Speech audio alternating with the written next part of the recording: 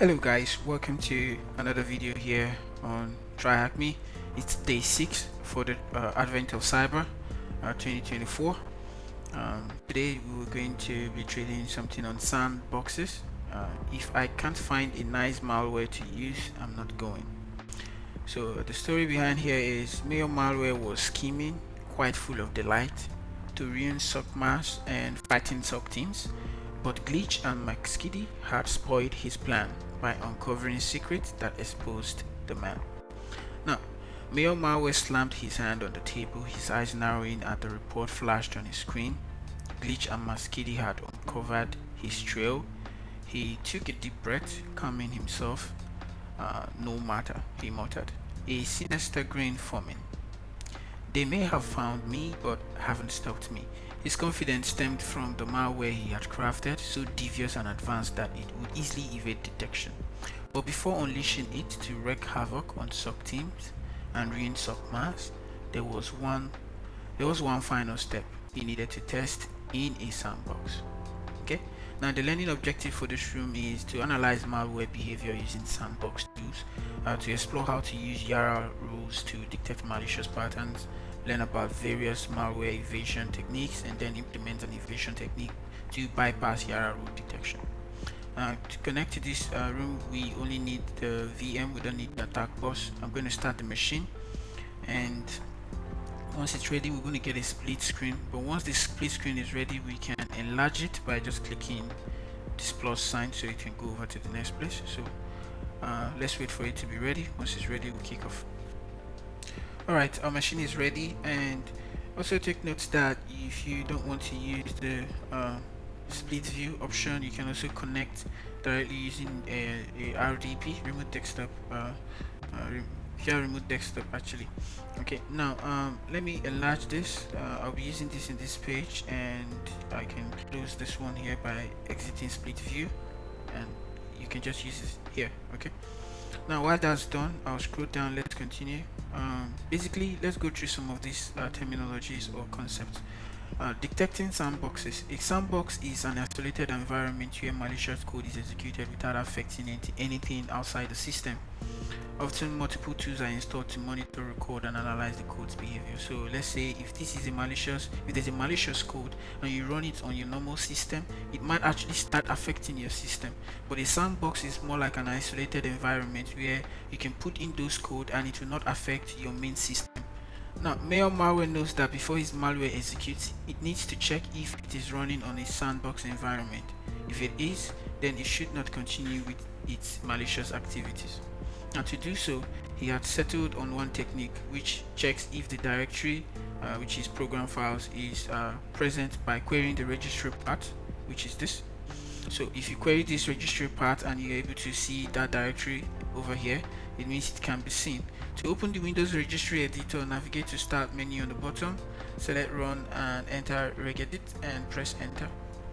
Okay, now this directory is often absent on sandboxes, okay, or other visualized environment, which could indicate that the malware is running in the sandbox. Okay, now here is what it looks like in the C programming language. So don't worry about the code. Basically, this is more like what would run it to check this registry path and check for the value name program file dir.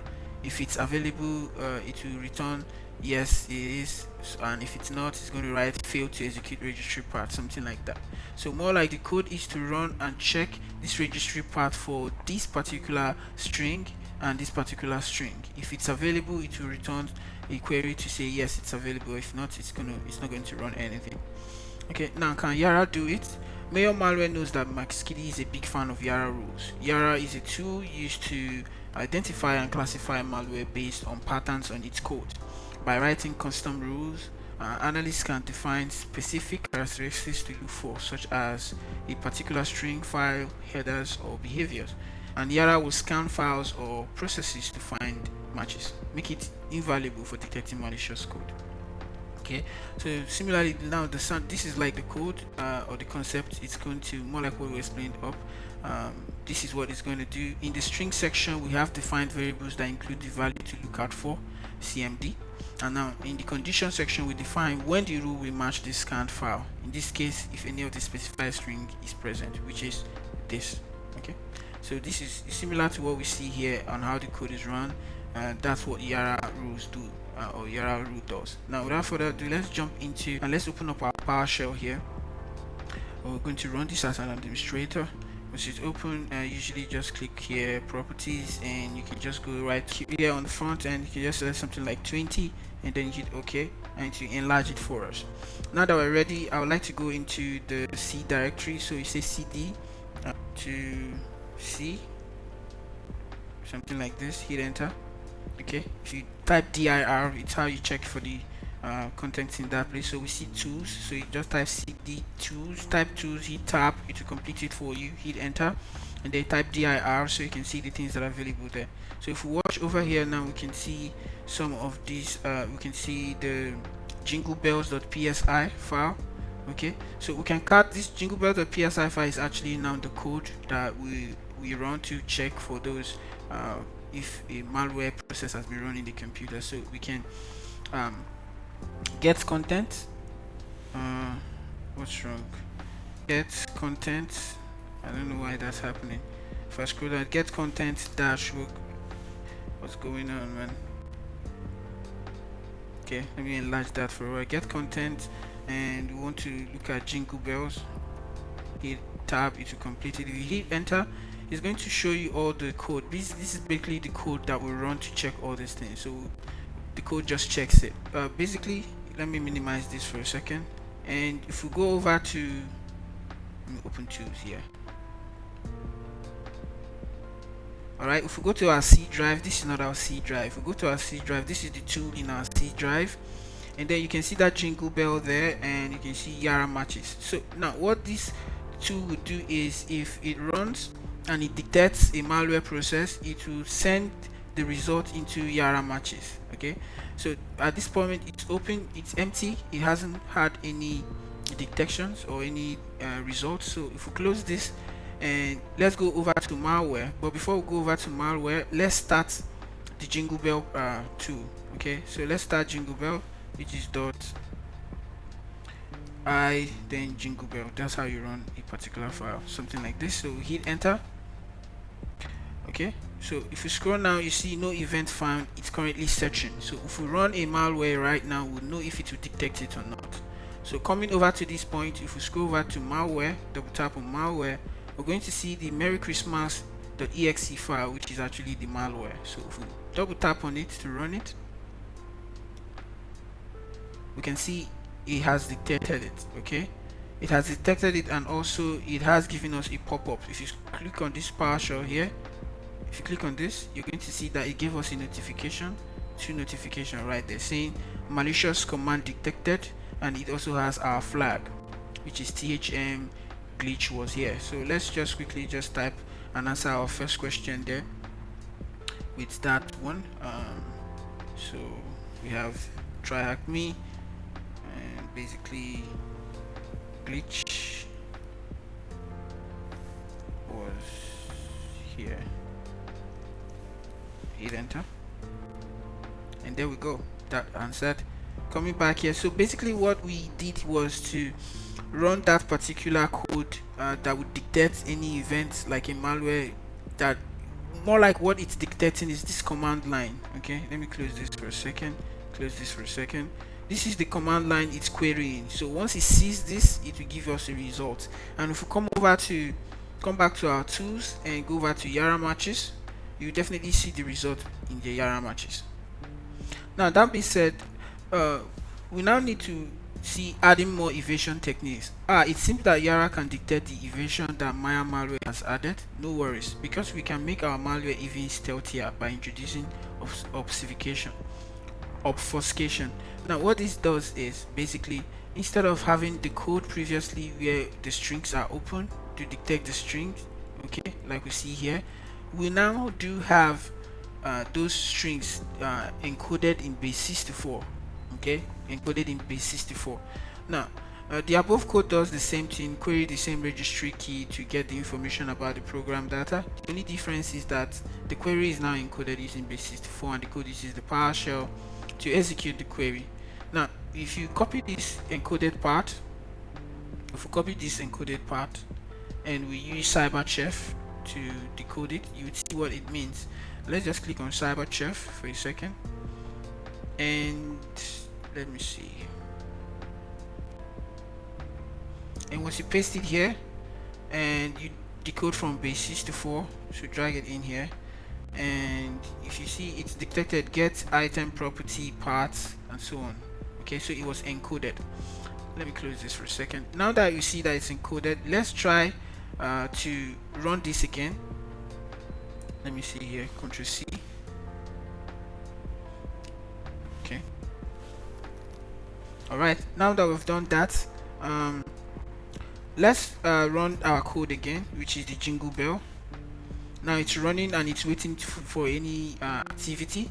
Then if we go back to our malware, this is the Merry Christmas obfuscated one, which is the one that has the strings encoded in base 64. So if we run it, you know it's running right now and it's not detecting it. If we run it again, it's running right now and it's not detected. But if we run the one that is not obfuscated, oh, I'm sorry, let me not bite my tongue, you can see it detects it. So that's basically how it works. Okay, let me close this again. Close, and we have here closed as well. Okay, and let me Ctrl C here. Alright, with that being said, now beware of Floss. While obfuscation is helpful, we also need to know that there are tools available that extract obfuscated string from malware binaries. That will be helpful. Now one such tool is Floss, a powerful tool developed by Madiant that functions similar to the Linux string tools, but it's optimized for malware analysis, making it ideal for revealing any concealed details. Now to try out Floss, open up the PowerShell window and enter the following command. So we're going to run Floss. To copy this, actually, let me see if it works. Control, let me copy the whole thing.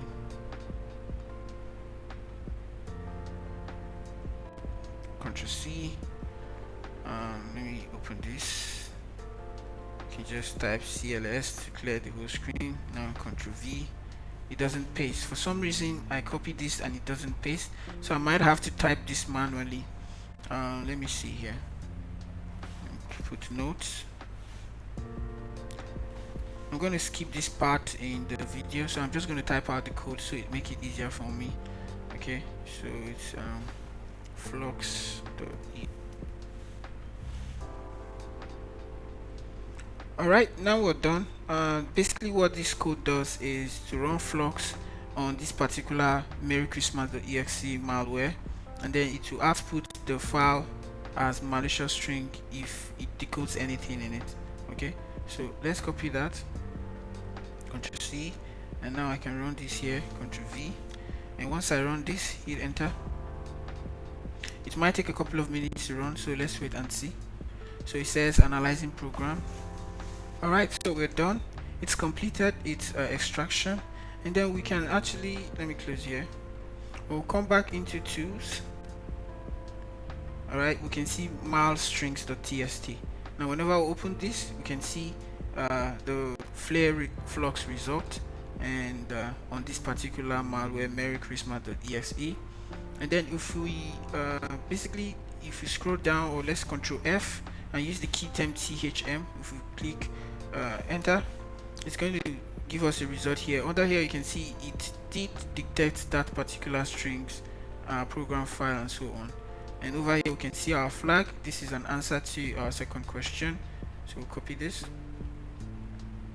and we'll head over here and scroll down to the bottom of the question and we'll answer this. Close this. Now the last part of this particular challenge is basically using YARA rules on Sysmon logs. Now these YARA rules are becoming a pain to Mayo malware backside. If he wants his malware to be undetected, he needs to research how YARA rules can be used to stop him. For example, his research tells him that YARA rules can also be used to check Sysmon logs for any artifacts left by malware. He will need to test this as well. Now, Sysmon is a tool from Microsoft's system internal suite, continuously monitors and logs system activities across reboot.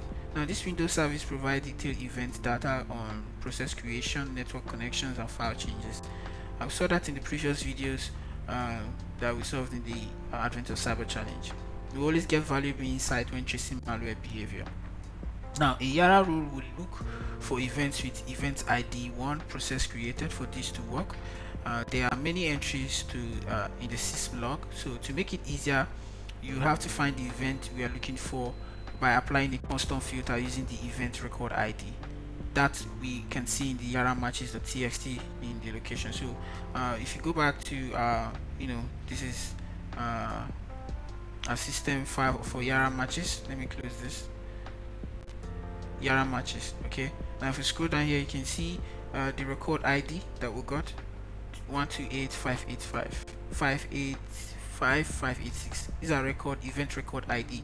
This is what we can use to be able to filter out that particular event in our Sysmon tool. All right, so either you open that way, or you can just open it on the tool, the same thing. So in order to do this, we need to just go to our events viewer here. This is it here. Double tap on that.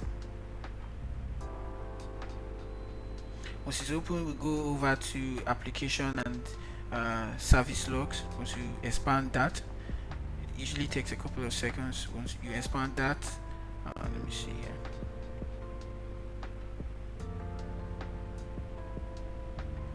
Once you expand that, you click on Microsoft, click on Windows, and then you scroll down to Sysmon, more like system monitor.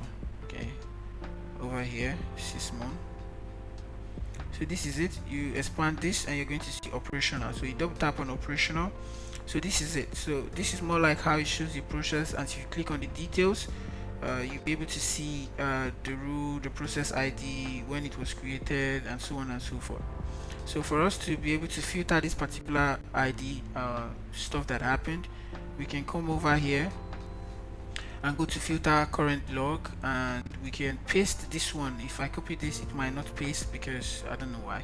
So once you copy this, if you come over to this part, you go over to, if you come over to the Sysmon operational, you go over to, where's that, filter current log right here. Click on that, and then that's an XML code. So over here you can use this to filter it by just pasting the one you copied, and if you click OK, it's going to filter that out for you. And once it does, you just click on details, and you'll be able to see the details of that particular